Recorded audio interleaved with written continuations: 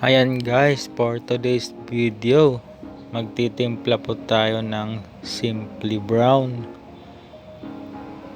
Gamit ang Davis Aqua Gloss 8 Enamel Water Base. Ito yung pintura sa kahoy at metal pero wala nang amoy.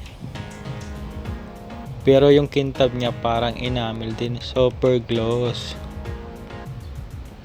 Ito po ay chocolate brown. Binawasan natin para matimplahan natin sa pagiging simple brown. Ayan guys, kinalahati ko muna yung litro. Umpisahan na natin magtimpla guys. Una nating ilalagay yung rose sienna. Gloss din po ito, makintab para hindi maapektuhan yung kintab ng aqua gloss.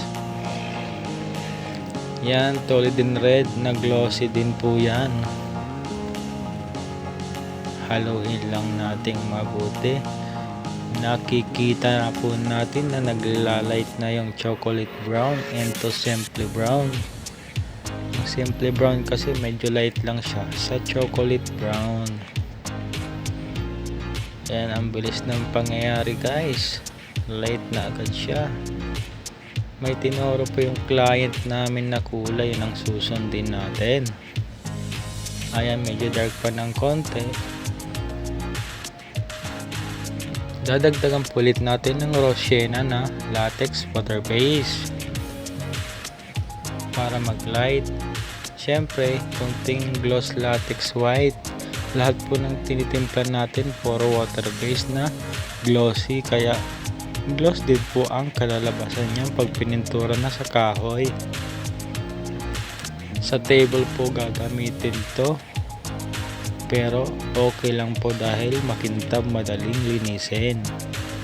Ang kagandahan nito, mabilis din po ito matuyo dahil water base. Kaya mabili ito ngayon guys. Ayaw na nila ng enamel kasi mabaho at matagal matuyo yung quick dry enamel na oil base. Ayan guys, medyo naglight na ng konti. Kailangan mas light pa po tayo doon sa hinahabol nating sample para pag natuyo medyo mag dark siya ng konti. Ayan na ang kulay ng simple brown guys, para siyang kulay kahoy. Mixing accomplished.